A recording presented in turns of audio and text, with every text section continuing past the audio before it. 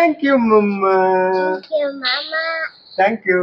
Hello everyone, আমি মিষ্টি আর আমার চ্যানেলে আরও একটি নতুন ব্লগে তোমাদের সবাইকে অনেক অনেক অনেক ওয়েলকাম। তো আজকের ব্লগটি হচ্ছে মকর সংক্রান্তির ঠিক আগের দিনের ব্লগ। ছোটোবেলায় এই দিনটিতে আমাদের বাড়িতে পিকনিক হতো, মানে বাড়ির বাইরে যে ফাঁকা জায়গাটা থাকতো সেখানে আমরা খড় বা বিভিন্ন জিনিস দিয়ে ছোট্ট ঘর বানাতাম, আর তার পাশে বাইরে একটা উনুন তৈরি করা হতো, আর সেই উনুনে আমরা রান্না বান্না করে তারপর ওখানেই বাইরে রাতে খাওয়া দাওয়া করতাম।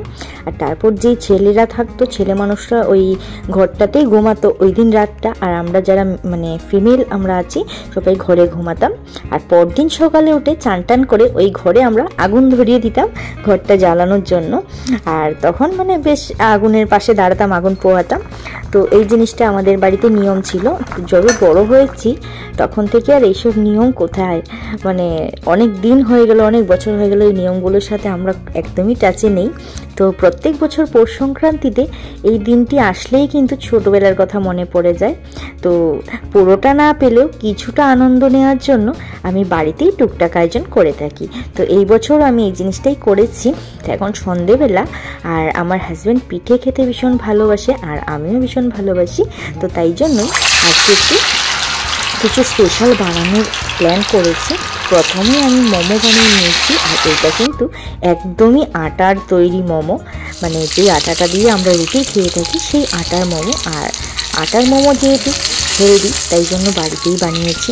আর ভেতরে আমি কিছু ভেজিস দিয়েছি, একদম এটা কিন্তু চিকেন মোমো নয়, ভেজিটেবল মোমো আছে। তো আমরা চায়ের সাথে এখন সন্ধ্যাবেলা আগে মোমোটা খেয়ে নেব, কারণ এত পিঠে পুলি বানানোর জন্য যা এনার্জি দরকার সেটা তো আগে গেইন করতে হবে, তারপরে তো পিঠে বানাবো।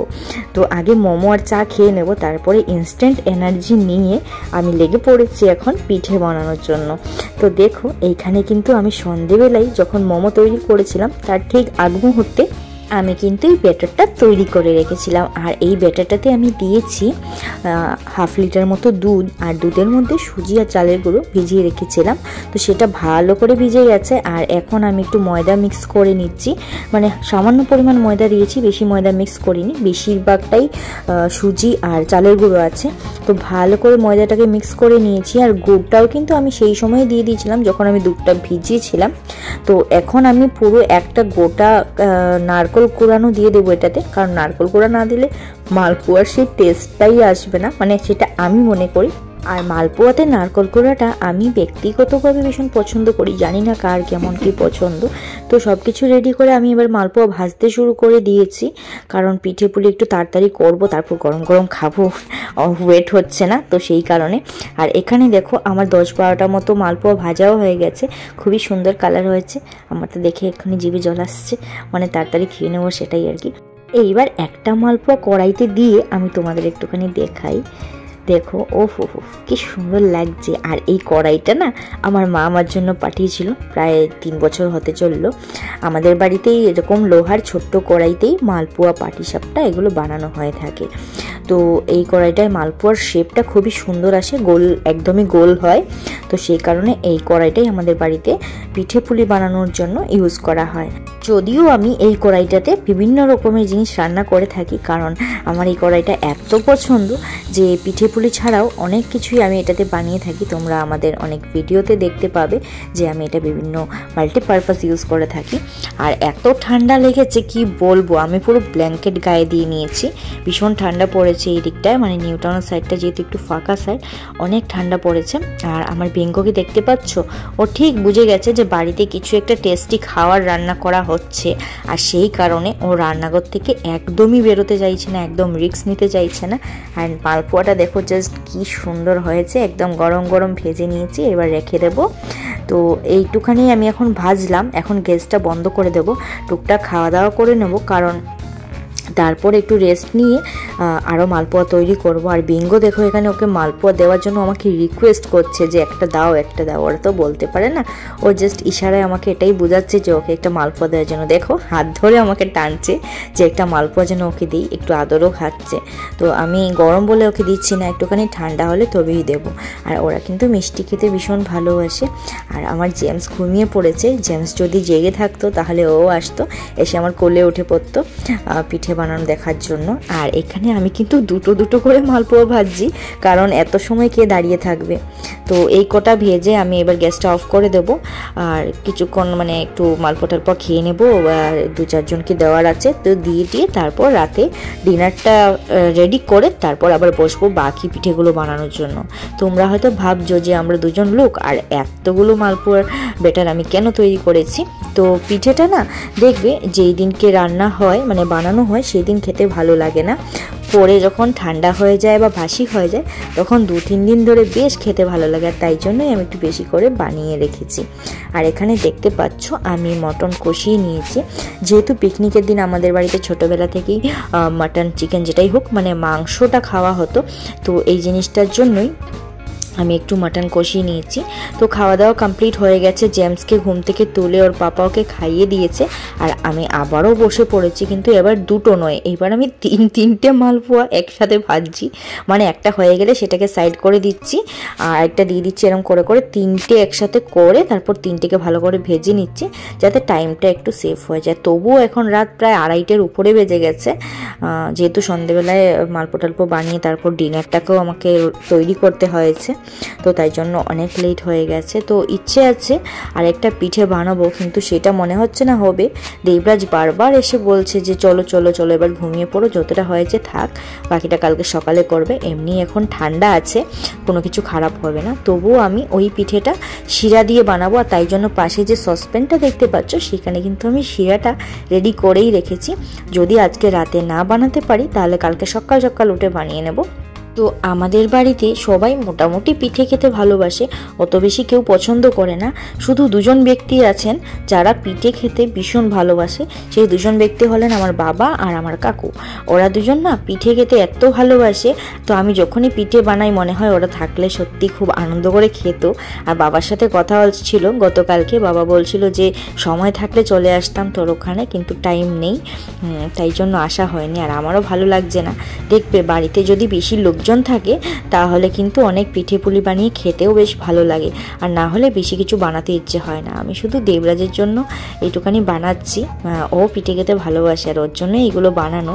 তো মালপোয়াটা তো কালকে দেখালাম, আজকে যে পিঠেটা বানাচ্ছি সেটা হচ্ছে গিয়ে তোমার এই আলুর পিঠে। আমি মিষ্টি আলুকে সেদ্ধ করে সেটা দিয়ে একটা সুন্দর একটা ডো তৈরি করেছি, সেটা আর তোমাদের সাথে শেয়ার করা হলো না, সেটা আমি রাতেই তৈরি করে রেখেছিলাম। আর এখন যে ভিডিওটা দেখছি এটা কিন্তু পরের দিন সকালবেলা, মানে সকাল সকাল উঠেই আমি আগে ভেজে নিয়েছি, কারণ এটা না অনেকক্ষণ ধরে শিরায় রাখলে তবেই কিন্তু এই জিনিসটা খাওয়া যায় বা এটা টেস্ট পাওয়া যায়। তো তাই জন্য সকাল সকাল ঘুম থেকে উঠে আমি এটা আগে ফ্রাই করে নিচ্ছি।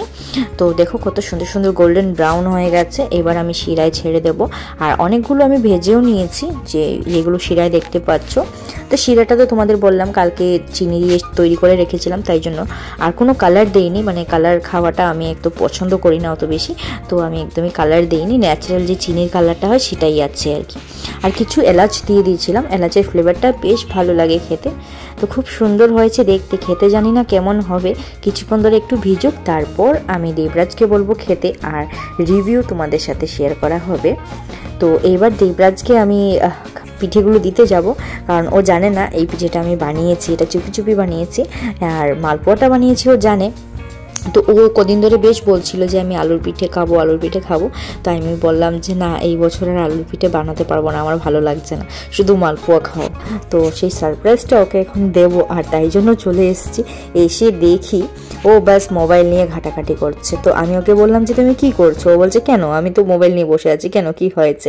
তো আমি ওকে বলছি চলো তোমার সাথে একটু কথা আছে, তুমি চলো আমার সাথে। ও বলছে না এখন যেতে পারবো না, এত ঠান্ডা পড়েছে, আমার ব্ল্যাঙ্কেটের নিচ থেকে বেরোতেই ইচ্ছে হচ্ছে না। তো তারপর জোর করে ওকে ব্ল্যাঙ্কেটের নিচ থেকে টেনে টেনে নিয়ে বেরিয়ে বললাম যে চলো ব্যালকনিতে চলো, তোমার সাথে কথা আছে, তোমাকে এখন ব্যালকনিতে বসতে হবে।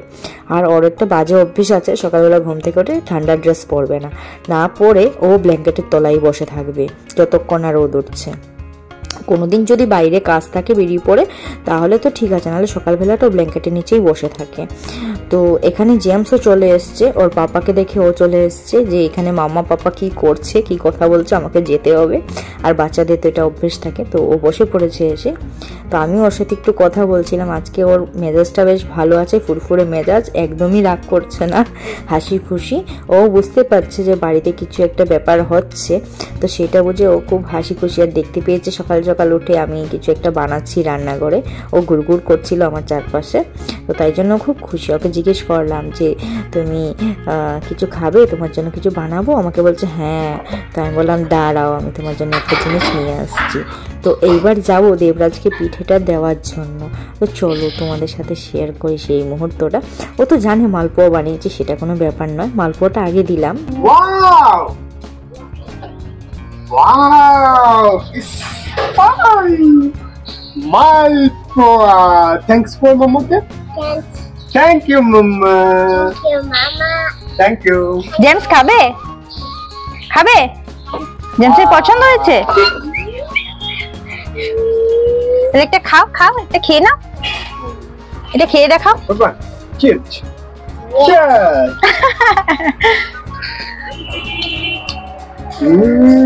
Yummy. কেমন হয়েছে? কেমন হয়েছে? টেস্টি হয়েছে? Tasty tasty. Yum. তো এবার ওর পছন্দের সেই আলুর পিঠেটা ওর কাছে নিয়ে যাচ্ছি, দেখি ও দেখে কতটা খুশি হয়। কালারটা কিন্তু বেশ ভালো এসছে। ও দারুণ হয়েছে দেখতে, কিন্তু এগুলো না এখন খাওয়া যাবে না, জানো তো, রেখে দিতে হবে। একটা তো দাও। আচ্ছা একটা তোমাকে আমি দিচ্ছি, রেখে দেবো, পরে খাবো। হ্যাঁ, তাও একটা তোমাকে একটা বাটিতে করে দিয়ে দিচ্ছি। জেমস এটা কি বলো তো, কি খাচ্ছ তুমি এটা? Mapo. কি? Mapo. মাপো? Malpoa. বলে মালপোয়া। Mapo. আচ্ছা, মালপোয়াটা টেস্টি আছে। এবার জেমস আলুর পিঠে খাবে। তো আমি ওকে দেখানোর জন্য নিয়ে এসেছিলাম যে আমি আলুর পিঠে তৈরি করেছি। তো বললো শুধু দেখালে হবে? আমি বললাম যে পরে খাবে, মানে ভালো করে এখনো রসটা ভেতরে ঢোকেনি, তো তুমি পরে খেও। বলছে না আমাকে একটা দাও, আমি এক্ষুনি একটা খেয়ে দেখবো, আর বাকিগুলো তুমি রেখে দাও, আমি পরেই খাবো। তো ওর জন্য একটা ছোট্ট প্লেট নিয়ে এসেছি, আর জেমসকে দিয়েছে। তো জেমসও একটা বাইট খেলো, আর এখন দেবরাজ খেয়ে দেখবে। তো তোমরা দেখে বুঝতেই পারছো চামচ দিয়ে ভালো করে কাটতে পারছে না, মানে একটুখানি একটু শক্ত আছে, একটু পরেই ঠিক হয়ে যাবে। মানে 2 ঘন্টার মতো একটু ভিজিয়ে রাখলে তারপর দুপুর বিকেল দিকে আমরা এই জিনিসটা খাবো। তোমাদেরকে তো দেখাইনি পিঠেগুলো দেখতে কেমন হয়েছে, চলো এখন দেখিয়ে দিই। তো দেখো খুবই সুন্দর কালার হয়েছে। আর আমি না এই কন্টেনারটা ভালো করে একদম ধুয়ে মুছে নিয়ে এসেছি। আর আমার বাড়িতে যখনই কোনো ধরো আচার এসছে বা এটা ঘিয়ের কন্টেনার আছে, ঘি বা কোনো জিনিস যেটা কাচের কন্টেনারে আসে, সেই কন্টেনারটা যখন ফাঁকা হয়ে যায় না, আমি সেটা ফেলি না, রেখে দিই এইসব কাজের জন্য। কারণ এইসব যেগুলো ময়েশ্চারযুক্ত খাবার আছে, ভিজে খাবার, সেগুলো কাচের জিনিসে রাখাটাই ভালো, প্লাস্টিকে রাখাচ্ছে। আর তাই জন্য কোনো কাচের কৌটো কিন্তু আমি কখনোই ফেলি না, ওগুলো আমার কাছে অমূল্য সম্পদ। আমি ধুয়ে টুয়ে একদম পরিষ্কার করে রেখে দিই।